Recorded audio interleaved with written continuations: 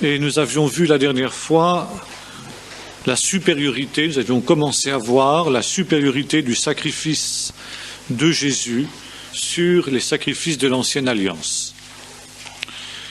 Il est certain que le rachat des péchés de l'homme ne pouvait être que le fruit de l'offrande d'une vie humaine qui soit une vie parfaite. Et ça, c'est une idée qu'on trouve bien sûr déjà dans l'Ancienne Alliance et qui va se concrétiser d'une manière plus nette à l'époque maccabéenne, nous avons vu ça en histoire de l'Église, où pour la première fois apparaît exprimée cette idée que la mort du juste, la mort innocente du juste, expie pour le péché des injustes. Bien sûr, c'est une extrapolation de la pensée biblique, car nul n'est véritablement innocent. La Bible nous dit d'une manière certaine qu'il n'y a pas de juste, pas même un seul. Et c'est la raison pour laquelle on se rend bien compte que même le sacrifice des martyrs n'est pas une expiation. Et l'on aspire à la venue du véritable martyr, de celui qui serait parfait. C'est d'ailleurs ainsi que l'appelle le Nouveau Testament Jésus, dans le livre d'Apocalypse, qui est appelé le martyr fidèle ou le témoin fidèle, parce que martyr signifie témoin, n'est-ce pas, dont le sang crie mieux que celui d'Abel le juste. Donc Jésus est véritablement le martyr fidèle. D'autre part, les martyrs étaient des gens qui ne mouraient pas volontairement. Pas plus d'ailleurs que les animaux qui étaient sacrifiés. Et pour que l'offrande soit agréable aux yeux de Dieu, il fallait que ce soit une mort volontaire. Paul nous dit que à peine un homme accepterait-il de mourir pour un juste. Peut-être. Pour un juste, oui. Mais Dieu prouve son amour envers nous en ce que lorsque nous étions des pécheurs, le Messie est mort pour nous. Donc, ici, nous retrouvons aussi un autre écho de ce qui nous est dit dans Jean, quand Jésus déclare « Personne ne me prend la vie, je la donne de moi-même, j'ai le pouvoir de la donner et j'ai le pouvoir de la reprendre. » Le sacrifice de Jésus est un sacrifice entièrement volontaire. Jusqu'au dernier moment, Jésus avait la possibilité d'échapper à son destin. Que ce soit dans le jardin, où il aurait pu demander à son Père 12 légions d'anges, que ce soit sur la croix, dont il aurait pu descendre, ainsi que les sacrificateurs l'y invitaient. Donc les sacrifices de l'Ancienne Alliance étaient des moyens temporaires et imparfaits pour couvrir le péché jusqu'à ce que vienne la rédemption parfaite. Autrement dit, pour parler autrement, les sacrifices d'animaux rendaient le péché impuissant à provoquer la colère de Dieu contre le pécheur. Hébreux 9, verset 10, les appelle des offrandes charnelles. Ça veut dire des offrandes qui expient l'extérieur du péché, mais qui n'ont aucune force spirituelle pour briser la puissance du péché. Le sacrifice d'animal enlève l'impureté du péché, elle purifie la souillure physique du péché, mais elle ne purifie pas l'âme. Elle ne change pas le cœur. D'ailleurs, c'est ce que déclare David dans le psaume 51, verset 16, quand lui-même fait l'expérience du péché, de la souillure du péché. Il dit, si tu avais demandé des torrents de sang, de victimes, je t'en aurais offert, mais je sais que c'est inutile. Car le seul sacrifice qui était agréable au Dieu, c'est celui d'un cœur brisé. Hébreux 10, verset 10, nous déclare que le sacrifice d'animal ne peut pas rendre parfait l'adorateur parce qu'il ne transforme pas sa vie en profondeur. Deuxièmement, parce que les prêtres qui offrent les sacrifices sont eux-mêmes des êtres imparfaits. C'est tellement vrai qu'ils ne peuvent pas entrer dans le sanctuaire en tout temps, ils ne peuvent le faire que le jour du Yom Kippour, et par conséquent, ils ne peuvent pas introduire l'adorateur dans la présence divine à n'importe quel temps, et la présence du voile qui leur interdit cette entrée est le signe et le rappel qu'ils sont imparfaits. Selon Jérémie 31, la rédemption parfaite d'Israël viendra avec le Messie, lorsque ce dernier fera avec la maison d'Israël et la maison de Juda une alliance nouvelle, et il fera en sorte que la loi de Dieu soit écrite dans les cœurs. Maintenant, nous voyons qu'Abraham a été justifié par la foi, ainsi que le rappelle Paul dans l'Épître aux Romains. Foi en quoi? Foi dans le sacrifice à venir, comme tous les croyants de l'Ancienne Alliance. Car, comme le montre l'Épître aux Hébreux, les sacrifices d'animaux étaient des signes, des images, des types de la réalité qui devait venir et devait éveiller la conscience de l'Israélite à l'idée que quelque chose de parfait viendrait après et l'amener à aspirer à la venue de cette perfection. Et autrement dit, l'Israélite qui renouvelait son sacrifice année après année se rendait bien compte qu'il manquait quelque chose et que Dieu lui faisait grâce sur le compte de ce qui viendrait ensuite et qui serait parfait. Donc l'Israélite faisait un acte de foi dans ce qui allait venir. Et son sacrifice était un acte de foi. Tandis que nous faisons un acte de foi dans ce qui est venu déjà. Ça veut dire que l'Israélite, il regardait en avant, vers l'avenir, dans la foi, et nous regardons vers le passé, mais par la même foi. Donc il n'y a pas deux modes de salut, un dans l'Ancienne Alliance, un dans la Nouvelle Alliance. Un dans la Nouvelle Alliance qui aurait consisté dans le respect de la Torah, ou dans l'offrande des sacrifices d'animaux. Comme le dit l'Épître aux Hébreux, les sacrifices d'animaux n'ont jamais rendu personne parfait sous le rapport de la justice, mais servaient simplement de signe pour la foi, le signe dans ce qui devait venir. Abraham, les prophètes, les justes de l'Ancienne Alliance sont sauvés de la même manière que nous par le sacrifice de Jésus, par la foi dans le sacrifice de Jésus. Et d'une certaine manière, peut-être, c'est déjà de la spéculation, mais enfin, on peut se demander si un Israélite pieux, sincère, qui n'a jamais connu autre chose que la Torah, et dont toute la vie, toute l'espérance, comme Siméon, est tournée vers la venue du Messie,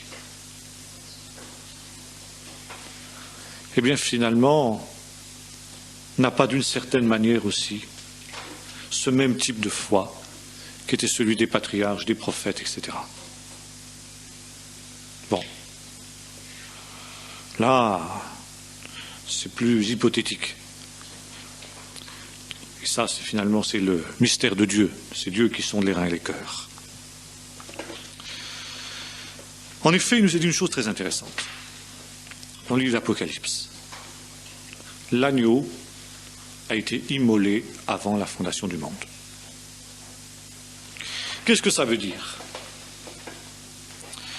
Ça veut dire que la croix n'a pas été un accident dans le plan de Dieu.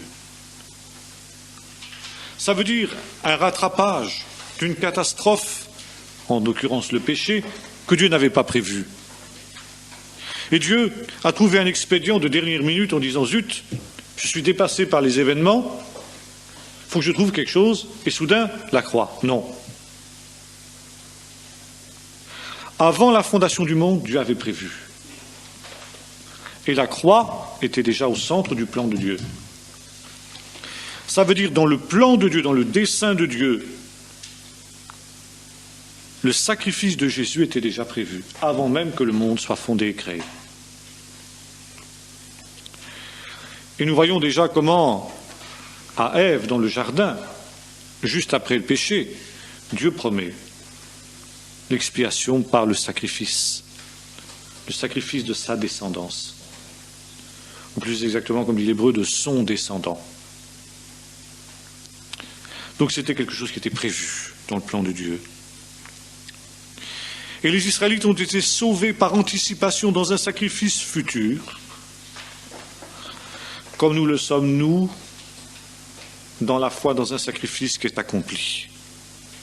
Hébreux 9, verset 15, Romains 3, verset 5. Ça veut dire que la mort de Jésus a un effet rétroactif sur le passé. Non seulement Jésus justifie par avance tous ceux qui croiront en son sacrifice, mais il justifie ceux qui ont attendu sa venue, ceux qui ont attendu son sacrifice et qui sont morts, comme dit l'Épître aux Hébreux, sans avoir vu les choses promises, mais qui néanmoins les ont salués de loin.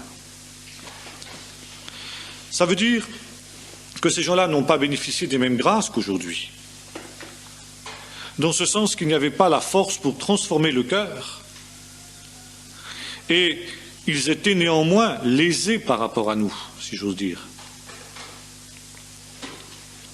Mais finalement, sur le plan de l'éternité,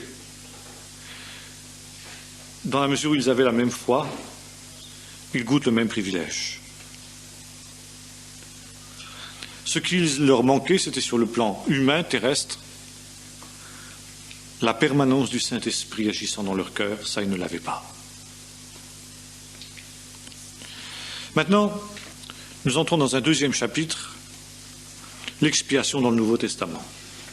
Jusque maintenant, nous avons vu le sacrifice dans l'Ancien Testament, nous allons voir maintenant l'expiation dans le Nouveau Testament. Premier point, le fait de l'expiation.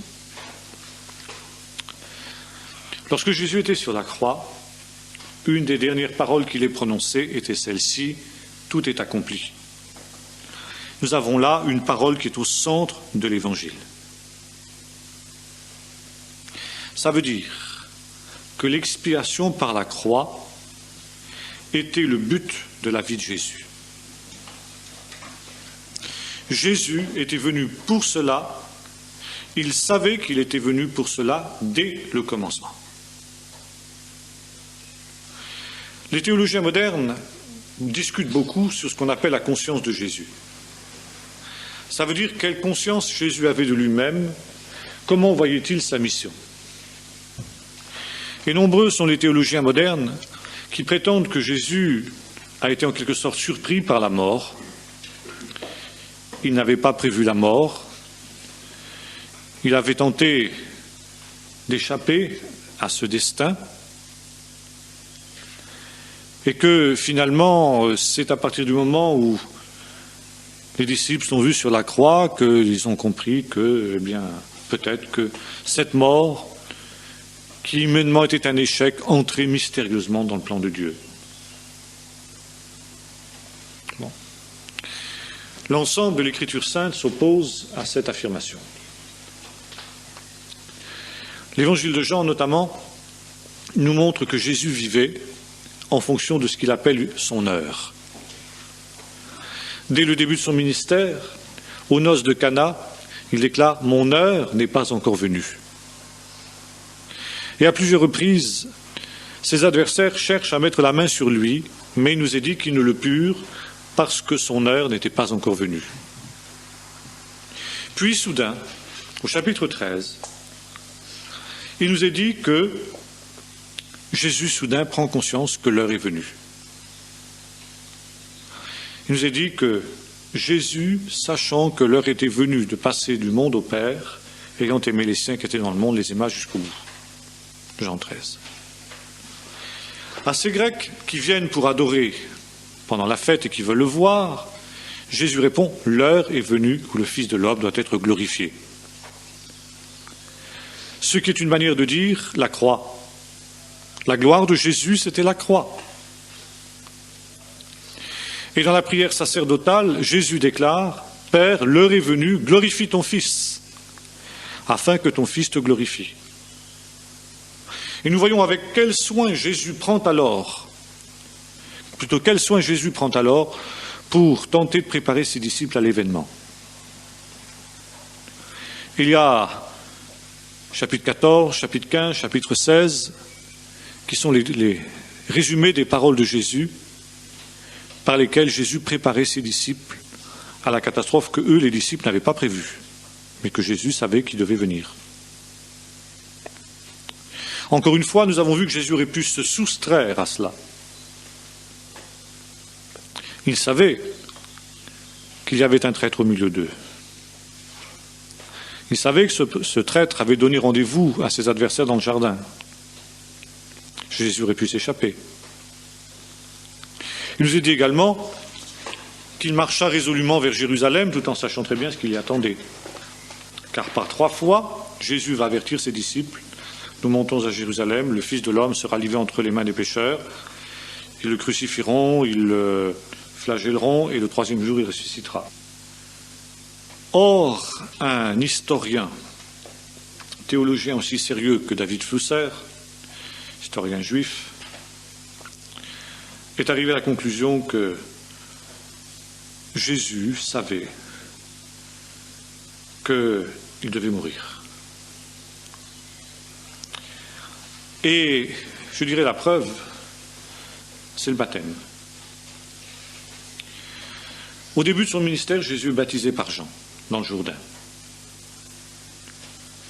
Quelle est la signification du baptême de Jésus? Le baptême, c'était une manière, comme le dit l'Écriture, de reconnaître que l'on était pécheur. Confessant leurs péchés, ils étaient baptisés par Jean. Bon. Et c'est pourquoi ceux qui venaient en grand nombre à son baptême étaient des publicains, des péagers, des prostituées, des gens de mauvaise vie.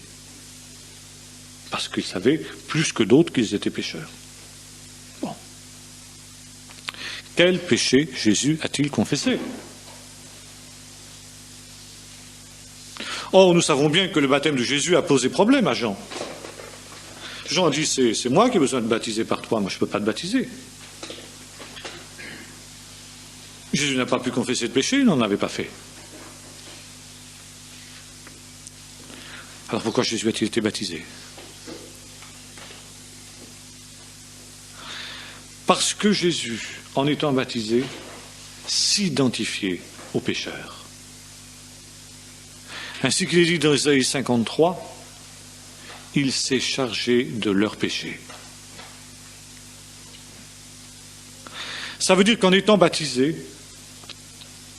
Jésus était, comme le dira Jean, l'agneau de Dieu qui porte, on peut traduire qui ôte par qu'il porte le péché du monde. De son baptême jusqu'au Golgotha, Jésus a porté le péché jusqu'à l'expiation. Et en quelque sorte, en étant baptisé, Jésus disait, il venait pour être l'agneau de Dieu, ça veut dire qu'il venait pour mourir. En étant baptisé, Jésus acceptait la mort expiatoire. Ça faisait partie de sa mission et il l'acceptait. Par conséquent, à nouveau, nous voyons ici que le baptême impliquait la croix. D'ailleurs, c'est le sens de la voix qui dit « Tu es mon fils bien-aimé ». Et cette parole était un écho des paroles qu'on trouve dans ce qu'on appelle les chants du serviteur d'Ésaïe, la deuxième partie d'Ésaïe. Chapitre 42, premier chant du serviteur. Chapitre 49, deuxième chant du serviteur. Chapitre 50, troisième chant du serviteur.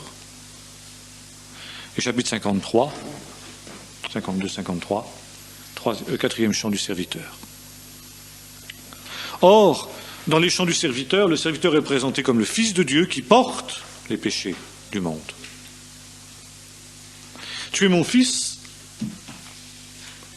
ça veut dire que tu es ce serviteur qui va porter les péchés de l'humanité tout entière.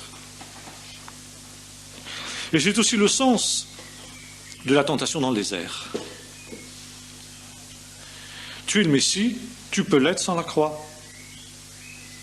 Sois un Messie sans la croix. Et Jésus refuse d'être un Messie sans la croix. Isaïe 53 nous dit aussi, il a été mis au nombre des malfaiteurs. Et quand Jésus a été baptisé, il a déjà été mis au nombre des malfaiteurs, car il était parmi les malfaiteurs. Le baptême est l'acte de communion et d'amour avec notre misère, le début de l'œuvre de rédemption du Seigneur. Or, cette idée du Messie souffrant n'est pas une idée qui est étrangère au judaïsme de son temps. Très intéressant d'ailleurs, il paraît, j'en ai pas encore eu le texte sous les yeux, mais il paraîtrait que les manuscrits de la mer Morte qui viennent d'être déchiffrés à l'heure actuelle montreraient qu'à Qumran, il y avait l'idée du Messie qui souffre et qui meurt pour les péchés. Si c'était ainsi, ça montrerait que déjà le judaïsme de l'époque de Jésus avait compris le caractère expiatoire de la première venue du Messie. Ce serait révolutionnaire. Bon, il faut en attendre confirmation. Mais en tout cas, il est certain que le judaïsme, jusqu'à aujourd'hui, a l'idée du Messie souffrant. Par exemple, il y a une prière que l'on prononce le jour du Kippour et qui nous dit à peu près ceci: nous sommes sans force à cause de nos péchés, il n'y a plus de sacrifice, il n'y a plus d'expiation pour nous. Envoie le Messie notre justice, celui qui s'appelle Yinon, qui a été blessé pour nos péchés, qui a été brisé pour nos iniquités. Qu'il vienne une seconde fois et qu'il nous sauve. Bon, c'est clair. Le judaïsme qui veut interpréter Isaïe 53 comme disant c'est Israël, dans ce cas-là, tous les juifs du monde entier récitent cette prière le jour du Kippour et l'appliquent au Messie. C'est évident. Dans le Talmud, il y a un autre texte où il nous est dit ceci. Dans le jardin d'Éden, ça veut dire dans le ciel, il y a une maison, une grande maison. Et dans cette grande maison, il y a toutes sortes de malades, de lépreux, de pécheurs, qui attendent. Et là se trouve le Messie. Et le Messie est celui par les meurtrissures duquel ces gens-là sont guéris. Isaïe 53, n'est-ce pas? Ou alors ce midrash que je citais mardi, où est le Messie? Il est aux portes de Rome, il pleure, parce que son peuple le méconnaît. Il sera méconnu par son peuple, mais à la fin, il reviendra une deuxième fois pour sauver son peuple qu'il aime. Donc, manifestement, il y avait dans le judaïsme cette idée que le Messie devait souffrir. D'ailleurs, il y a une expression qu'on trouve en hébreu jusqu'à aujourd'hui, Révéler Mashiach, les souffrances du Messie. Or, ces souffrances du Messie, bien sûr, ça signifie deux choses dans le judaïsme. D'abord, les souffrances de l'ère messianique. La venue du Messie sera une période de tribulation et de souffrance, ce qui est profondément biblique. Mais aussi, cela signifie que le Messie doit souffrir. Ce n'est pas simplement le monde qui souffrira, ce n'est pas simplement le peuple qui souffrira au moment de la venue du Messie, c'est le Messie lui-même. Et c'est se référant à cette idée juive des Révélés Mashiach que Jésus déclare aux deux disciples d'Emmaüs: ne fallait-il pas que le Messie souffre avant qu'il entre dans sa gloire. Ça, n'importe quel juif le sait. C'est évident. Les révélés Mashiach, les souffrances du Messie, c'est un dogme des plus fondamentaux du judaïsme, du messianisme juif. Il y a aussi ce texte où il nous est dit comment s'appelle le Messie. Il s'appelle le lépreux. Pourquoi s'appelle-t-il le lépreux? Parce qu'il dit dans Ésaïe 53, nous l'avons considéré comme frappé de Dieu, frappé par une plaie de lèpre, littéralement dit l'hébreu. On peut le traduire comme ça. Un autre Midrash dit, comment s'appelle le Messie? Il s'appelle Barnaphlé. Ça veut dire le fils de la chute. Car il est écrit dans le livre d'Amos, dans ce temps-là je reviendrai et je relèverai la cabane de David qui est tombée. La cabane de David, c'est le fils de David, c'est le Messie. Il est tombé. Ça veut dire qu'il a été mis à mort. Et Dieu le relèvera. Ça veut dire Dieu le ressuscitera. Relever et ressusciter en hébreu c'est le même mot. Hein. Je ressusciterai la tente de David, la cabane de David. Ça veut dire la descendance de David, le descendant de David. Et Jésus aussi va certainement à expliquer ces textes à ses disciples qui allaient à Emmaüs, commençant par David, par tous les prophètes. Il leur expliqua dans les Écritures ce qui le concernait, comment le Messie devait mourir et ressusciter. Certainement, il a dû prendre des textes comme cela. Bien, donc le fait de l'expiation est solidement établi. Maintenant, il y a une autre question qui se pose. Pourquoi l'expiation? Pourquoi l'expiation était-elle nécessaire? Je dirais qu'il y a deux raisons. Premièrement, la sainteté de Dieu et deuxièmement, le péché de l'homme. L'expiation, c'est la réaction de Dieu au péché de l'homme. Et cette réaction de Dieu au péché de l'homme s'appelle la colère de Dieu.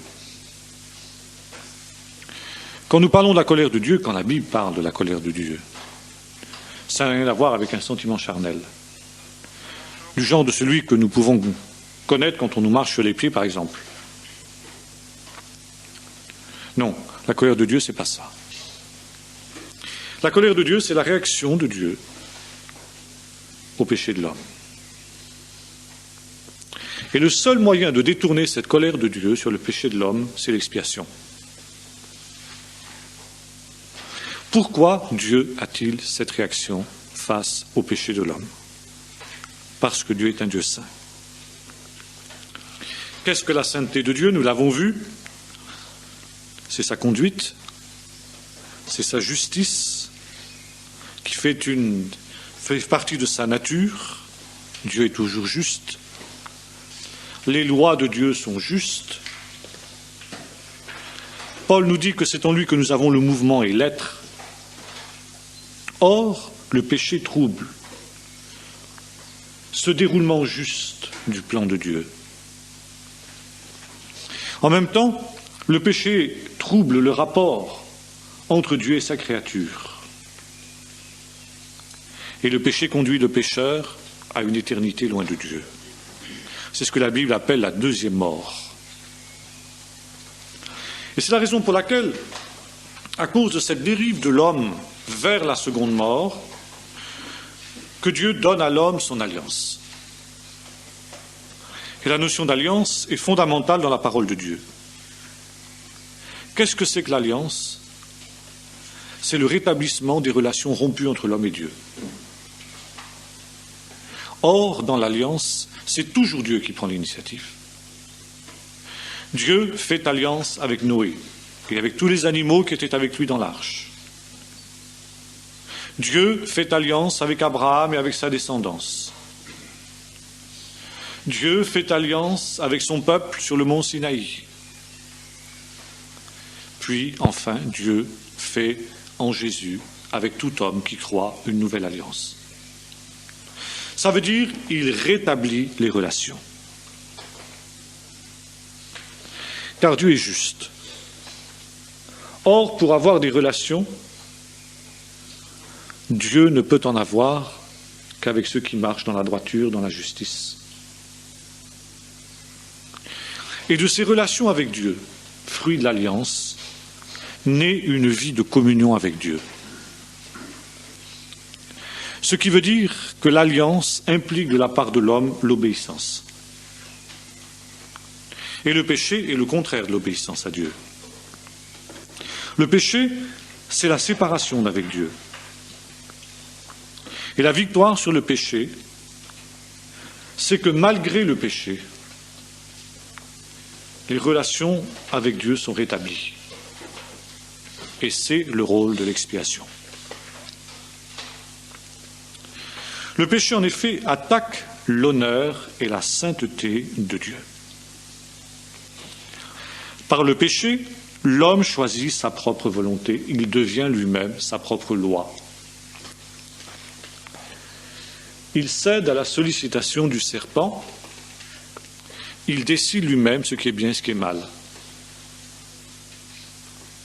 Or, la Bible nous enseigne qu'il n'y a pas de mal et de bien objectif.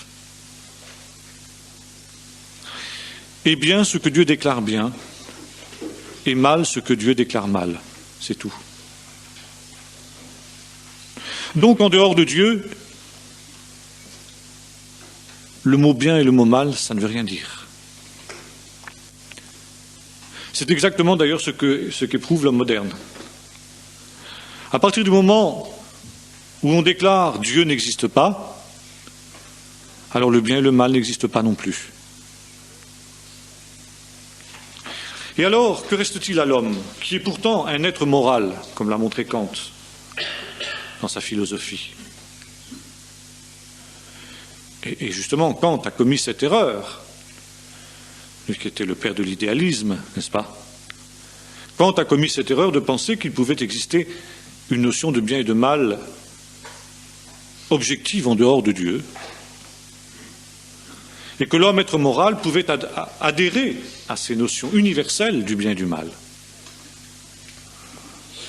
Pascal avait déjà montré la relativité des notions de bien et de mal dans ce trait d'humour, n'est-ce pas, dans les pensées, vérité au-delà de la vie d'Assois, je crois que c'était la frontière entre l'Espagne et la France, et erreur au-delà.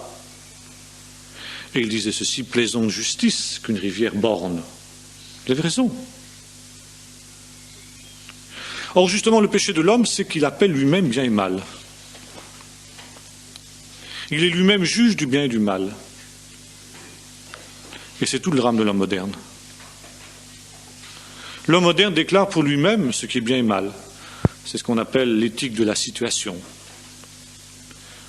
Dans telle situation, il est possible de mentir, ce ne sera pas un péché, ce sera au contraire quelque chose de bien. Mais dans telle autre situation, ce sera mauvais, etc. C'est relatif, c'est fonction des temps, c'est fonction des situations. Ou bien alors c'est fonction des mœurs, du consensus social. Voir Jean-Jacques Rousseau. N'est-ce pas? Et si le consensus social évolue, les lois doivent évoluer avec. Vous serez comme des dieux, chacun devient sa propre loi. En dehors de Dieu, les notions de bien et de mal s'estompent. Et c'est pourquoi Dieu ne peut pas permettre que son honneur soit attaqué, car autrement il n'est plus Dieu. Son honneur, sa justice, demande la destruction de celui qui lui résiste. Sa justice demande réparation quand la loi est violée. Et sa sainteté réagit contre le péché. Néanmoins, et ça les Juifs l'ont bien vu, Dieu patiente avant de manifester sa colère car il est amour. Romains 2, verset 4, 2 Pierre 3, verset 9. Seulement, comme le disent ces deux textes, ne nous y trompons pas, tôt ou tard, ce qu'un homme aura semé, il le moissonnera. Pendant longtemps, dit l'apôtre Paul, Dieu a semblé fermer les yeux sur le péché des nations. Mais c'est une dangereuse erreur de le croire. La patience de Dieu pousse l'homme au salut, car Dieu espère toujours qu'il y aura repentance, qu'il y aura retour à lui. Or, la croix est une révélation du caractère terrible du péché. La croix est une condamnation sans appel du péché. Car si pour expier le péché, Dieu a dû payer un prix aussi énorme que celui de son propre Fils, c'est que le péché n'est pas une mince affaire. Car s'il y avait eu un autre moyen de sauver l'homme du péché que par la croix de Jésus, il est bien évident que Dieu aurait fait autrement. Mais puisque la croix était le seul moyen, c'est donc que Dieu condamne par la croix le péché d'une manière totale et décisive. Et la croix démontre que Dieu n'est pas indifférent au péché de l'homme. Dieu, par la croix, châtie le péché. Mais il châtie le péché autrement que dans l'être de l'homme, car alors il aurait détruit le monde. Et précisément le grand paradoxe, le comble du péché, car la croix met le comble au péché. En quoi? Eh bien, dans ce que l'homme se méprend, le pécheur endurci, se méprend sur le sens de la croix. Il s'imagine que la croix est faiblesse de Dieu. Et la croix entraîne le mépris de Dieu pour l'homme pécheur. Le mépris de l'homme pécheur pour Dieu, je veux dire. Et ce sont les grands prêtres qui insultent Jésus sur la croix. C'est pourquoi Dieu livre son Fils, pour démontrer sa justice par rapport aux accusations des pécheurs. Par rapport à, comme dit l'Épître aux Hébreux, ces péchés passés qui semblaient impunis et qui obscurcissaient la gloire de Dieu. Par la croix, tous ces péchés du passé que Dieu avait laissés impunis sont châtiés, sont jugés, sont condamnés.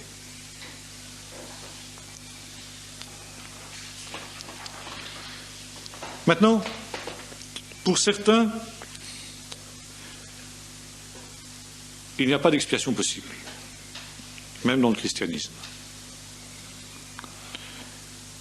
Pour un premier groupe de théologiens, la doctrine de l'expiation est impossible car Dieu est prisonnier de ses propres lois. Si Dieu a décrété que celui qui pêche doit mourir, Dieu ne peut pas détourner sa colère sur un autre, sur un innocent. Par conséquent, il n'y a pas d'espoir. Un deuxième groupe de théologiens estime, à l'inverse, que l'expiation n'est pas nécessaire parce que Dieu est trop bon. Dieu n'avait pas besoin de la mort de son Fils pour pardonner aux pécheurs. Or, la Bible nous enseigne que l'expiation est à la fois possible, que Dieu n'est pas prisonnier de ses propres lois, et ensuite qu'elle est nécessaire, car si Dieu est bon et amour, il est aussi justice. Et la croix est la seule réalité qui réconcilie la justice et l'amour de Dieu. Par la croix, Dieu peut faire grâce sans être pour autant injuste. Et c'est pourquoi l'expiation était, dans le plan de Dieu, une nécessité absolue. Troisième question. Quelle est la nature de cette expiation? Le centre de l'Évangile, tel que le prêchait Paul, était celui-ci. Christ est mort pour nos péchés. Voilà. Quand on a dit ça, on a tout dit. Il a expié les péchés. Nous avons vu que le mot expier, les kapers en hébreu, signifie couvrir, cacher à la vue de Dieu. diriger les yeux vers autre chose, neutraliser le péché, le désarmer. Ce que la Bible présente sous une image, quand il dit « il m'a donné la robe de la justice ». Vous savez, les rachetés dans l'Apocalypse, qui sont revêtus d'un vêtement blanc. C'est le sens de ce que nous trouvons dans Exode 12, verset 13, au moment de la Pâque. « Je verrai le sang et je passerai par-dessus ». D'où le mot Pâque, Pessar, le passage, au-delà. Le péché est enlevé, il est effacé, il est jeté dans les profondeurs de la mer, comme le dit le prophète Michée. Dieu le rejette par derrière son dos, il le pardonne. Jésus est mort pour que le péché soit ôté. Il a emporté nos péchés loin de Dieu, comme le faisait le bouc émissaire, vous vous souvenez, le jour du Kippour, qui ont mené les péchés d'Israël dans le désert. C'est la même image. Bon, je ne développe pas. Le deuxième aspect de cette expiation, c'est la purification. Purification qui est en rapport avec ce que la Bible appelle la propitiation.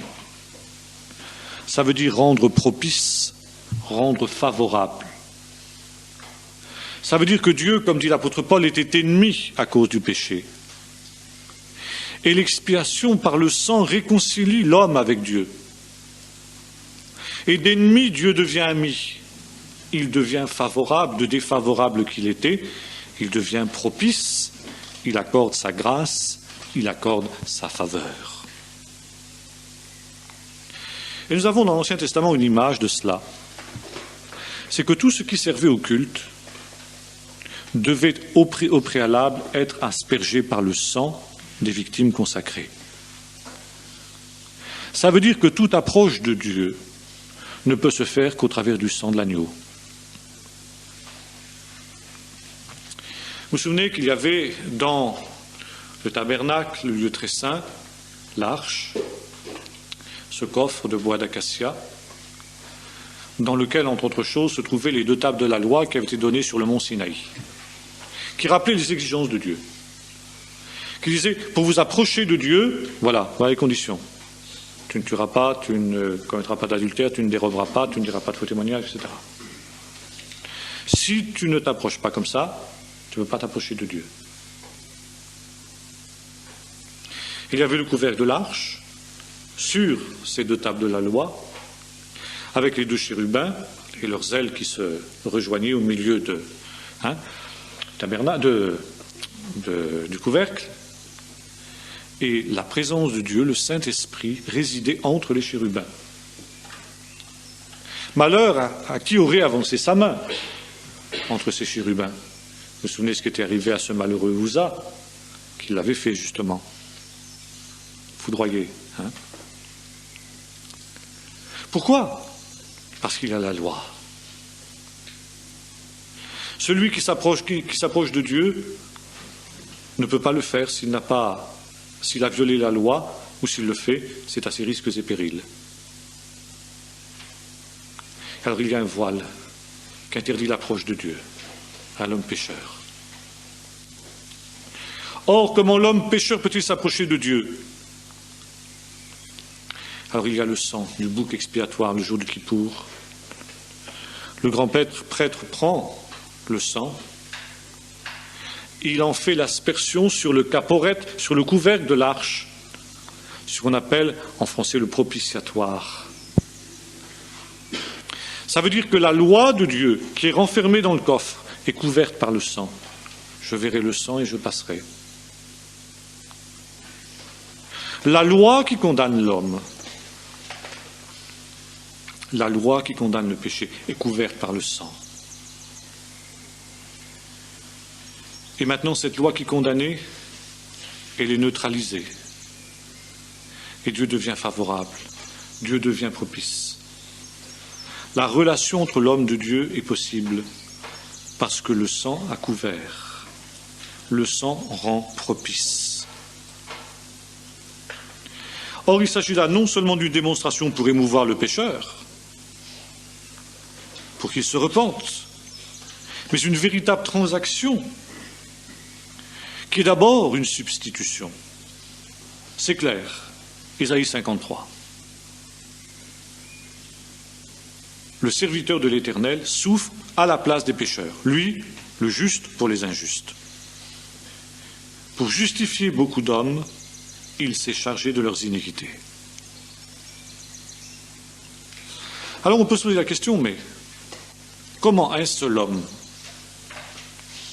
comment le sacrifice d'un seul homme peut-il expier pour les péchés de millions d'hommes qui ont vécu depuis Adam jusqu'à la fin? Eh bien, la raison est simple. C'est que cet unique homme-là, qui souffre, a bien plus de valeur en lui-même que l'humanité tout entière. Et pourquoi? Parce qu'il est le Fils unique de Dieu. Et c'est pourquoi il n'y a pas d'expiation possible si nous nions la divinité de Jésus.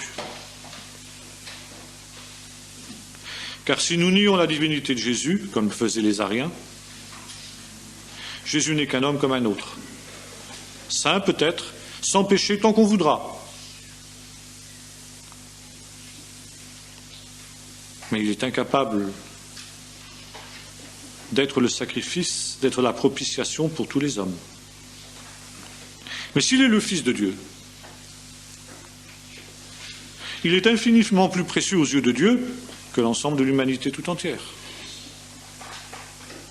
Et par conséquent, son unique sacrifice suffit à expier les péchés du monde entier. Et c'est aussi la raison pour laquelle les catholiques, qui rééditent constamment le sacrifice de Jésus par la messe, nient la valeur expiatoire du sacrifice de Jésus. Et c'est pourquoi la messe, comme l'avaient bien vu les réformateurs, est un acte d'idolâtrie.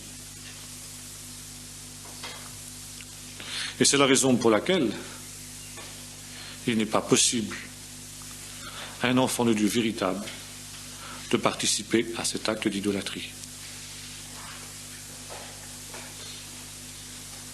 N'est-ce pas? C'est quelque chose qui doit être bien clair. Et quand nos braves frères vont jusqu'à demander aux catholiques ce qu'ils appellent l'hospitalité eucharistique, ça veut dire qu'ils demandent le droit de participer à l'Eucharistie catholique. Même si eux, ils n'y mettent pas le même sens, ils authentifient ce qui se fait. N'est-ce pas? Et les réformateurs préféraient se faire martyriser, brûler vif, plutôt précisément que de faire une chose pareille. Ils avaient raison de le faire. Jésus a assumé notre nature. Il s'est identifié à l'humanité tout entière, mais il était le Fils de Dieu. Et son sacrifice a une valeur infinie. Troisièmement, le sacrifice de Jésus est une rédemption. En hébreu, ça se dit Géoula. Géoula, c'était le rachat. Vous vous souvenez que dans l'Ancien Testament, il est prescrit que si un homme vend son champ, ou bien sa maison, ou une propriété quelconque, ou bien s'il se vend, ou s'il vend son fils, sa fille comme esclave, ou il se vend lui-même comme esclave. La 50e année, l'année du jubilé, celui qui est son proche parent, son plus proche parent qu'on appelle son Goël, son rédempteur, son racheteur, si vous voulez, va le racheter. Et il devient libre. Par le péché, le premier Adam nous a vendus au prince de ce monde. De la même manière qu'un homme vendait son fils ou sa fille comme esclave, pour toutes sortes de raisons, souvent parce qu'il avait besoin d'argent. De la même manière, par nos premiers parents, nous avons été vendus au prince de ce monde. Nous sommes sous sa loi, nous sommes sous sa domination. Et quand Jésus entre dans la synagogue de Nazareth, Luc chapitre 4, il dit « L'Esprit du Seigneur est sur moi, car le Seigneur m'a envoyé pour annoncer une bonne nouvelle aux malheureux, pour ouvrir les yeux des aveugles, pour etc., guérir ceux qui ont le cœur brisé, bon, et proclamer Shnat Geulat Adonai, l'année du jubilé de Dieu, l'année de la rédemption. Ça veut dire le temps où les captifs sortent libres. Et comment cette rédemption, comment ce rachat est-il accompli? Parce que le prix est payé. Et comme dira l'apôtre Pierre, ce n'est pas par des choses périssables, de l'or ou de l'argent, que vous avez été rachetés de votre vaine manière de vivre, mais c'est par le sang précieux du Seigneur qui a été livré comme un agneau sans tache. Voilà, si vous voulez, ce qu'est la rédemption. Par conséquent, est-ce que j'en suis là-dedans? Oui, voilà. Nous sommes délivrés de l'esclavage. Bon, il fallait des conditions pour que quelqu'un puisse exercer ce droit de rédemption. Voyons ça chez Ruth, par exemple, dans le livre de Ruth. Premièrement, il fallait être parent. Et deuxièmement, il fallait avoir les moyens de payer. Bon, Jésus a été tout cela. Par son incarnation, Jésus est devenu notre frère, notre proche parent. Et j'ai trouvé une très très belle expression dans ce livre de Joseph Rabinovitch que nous a envoyé notre sœur Manguia cette semaine, qui en tant que juif évidemment, mais on peut l'appliquer aussi aux non-juifs. Il parlait de Jésus notre frère, toujours, Jésus notre frère, ou notre frère Jésus plus exactement, n'est-ce pas? Nous avons été rachetés à un grand prix. Et Jésus avait les moyens de payer. Parce qu'il était non seulement notre frère, mais il était aussi le Fils de Dieu, Fils de l'homme et Fils de Dieu. En tant que Fils de l'homme, il était notre proche parent, et en tant que Fils de Dieu, il avait les moyens de payer, comme nous l'avons vu tout à l'heure. Et la conclusion pratique de cela, c'est qu'ayant été rachetés à un si grand prix, nous ne pouvons pas traiter le salut à la légère. Vous avez été rachetés de la vaine manière de vivre que vous aviez héritée de vos pères, dit la Bible. Ça veut dire d'une vie futile et vaine de l'homme sans Dieu. Et par conséquent, on ne peut pas profaner le sang de l'alliance en vivant dans le désordre et dans le dérèglement. Et enfin, autre point de cette nature de l'expiation, l'expiation est une réconciliation. 2 Corinthiens 5, verset 18, Colossiens 1, verset 21, Romains 5, verset 10, etc. Nous vous supplions, soyez réconciliés avec Dieu. Car Dieu était dans le Messie, réconciliant les hommes avec lui-même, dit Paul, et n'imputant pas aux hommes leurs péchés. La mort du Messie rend possible la réconciliation avec Dieu de tout homme, mais également de la création tout entière. Romains 8. La création tout entière attend la manifestation des fils de Dieu. Et là, il nous faut faire une nuance que personnellement, j'ai rarement vue faite dans la théologie chrétienne traditionnelle. Il nous faut faire une nuance entre le salut, si vous voulez, entre ce qu'on appelle en hébreu Yeshua et Géoula. Je ne vais pas traduire les mots parce que ce n'est pas traduisible. Et ça, peu de théologiens chrétiens l'ont faite, cette nuance-là. Elle est pourtant fondamentale. Paul nous dit ceci. C'est en espérance que nous sommes sauvés. Ça veut dire, dit-il dans un autre endroit, nous avons reçu les arts de l'esprit. Mais nous soupirons, nous attendons la glorification de notre corps. Ça veut dire qu'il y a quelque chose que nous avons déjà reçu. Ça veut dire qu'il y a un déjà et en même temps un pas encore. Le salut est complet, total, définitif, tout est accompli, dit Jésus. Mais je dirais sa manifestation est par étapes. Potentiellement, de jurer, tout est fait. Tout est là. Tout est dans la croix. Tout est dans l'expiation. Vous avez tout pleinement en lui, dit l'apôtre Paul.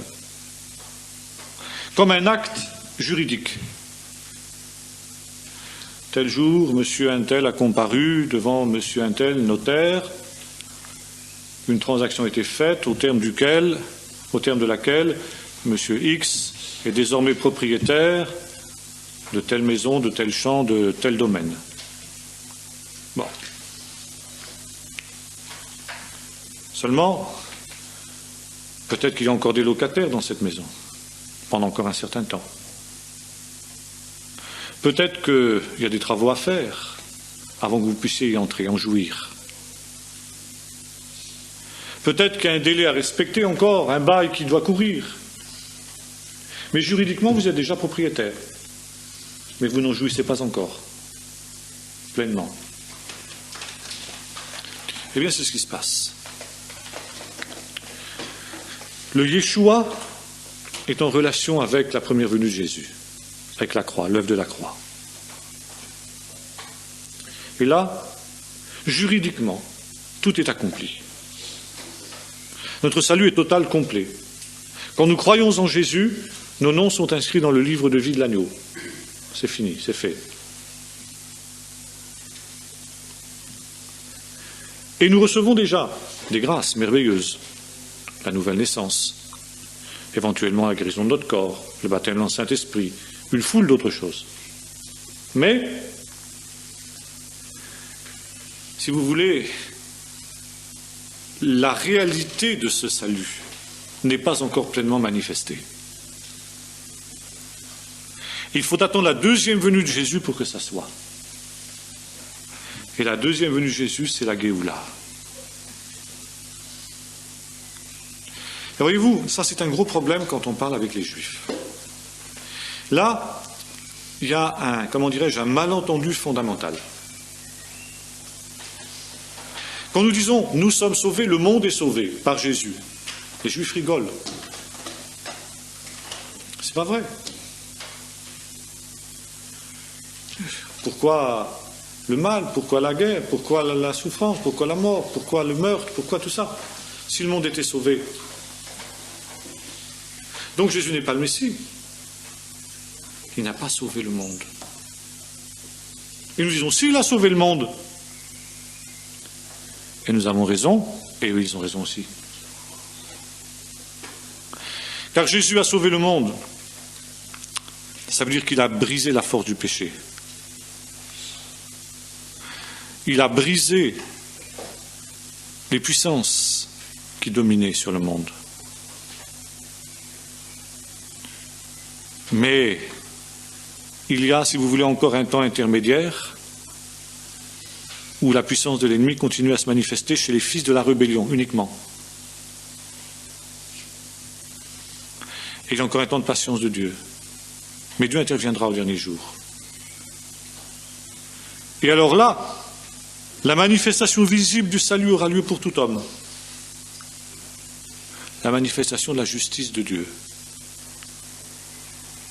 Et c'est pourquoi la croix implique obligatoirement le retour de Jésus. S'il n'y a pas de retour de Jésus, l'œuvre de la croix est vaine.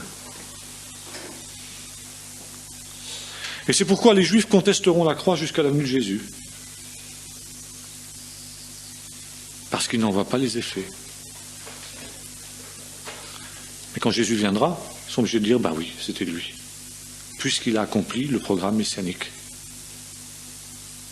Nous sommes obligés de le constater, nous sommes obligés de le reconnaître. Et quand nous disons Jésus est le Fils de Dieu, Jésus est le Messie, nous ne pouvons le dire que dans la foi. Ça ne veut pas dire sur des réalités qui sont non fondées. Elles sont très fondées. Elles sont objectives. Nous avons reçu les arts de l'esprit. Nous avons reçu les signes indiscutables de ce salut. Nous avons été changés, transformés. Nous avons été scellés par le Saint-Esprit. C'est objectif. Il y a les signes manifestes de la souveraineté de Jésus. Comme je disais Jésus à Jean-Baptiste, les boiteux marchent, les sourds entendent, les aveugles voient, les morts ressuscitent. C'est objectif. Mais les conséquences ultimes de ce salut ne sont pas encore pleinement manifestées. Tout n'a pas été réconcilié, tout n'a pas été récapitulé en lui, comme dit l'apôtre Paul, dans les Colossiens. Et à la fin, il récapitule tout. Ça veut dire qu'il n'y a plus aucun domaine des réalités qui échappe à son salut, qui échappe à sa victoire. Ça veut dire, comme dit la prière qui nous a apprise, que ta volonté soit faite sur la terre comme au ciel. Ça veut dire que dans ce temps-là, la volonté de Dieu s'accomplit avec la même perfection sur la terre qu'elle s'accomplit pour le moment dans le ciel. Alors l'expiation, c'est ça aussi. La nature de l'expiation implique cette victoire ultime, qui est encore, elle, à venir, mais qui est certaine, parce que nous en avons déjà, comme je disais tout à l'heure, les signes objectifs, les arts de l'esprit. Voilà, si vous voulez, ce que je voulais dire ce soir. Est-ce que vous avez des questions à poser là-dessus ?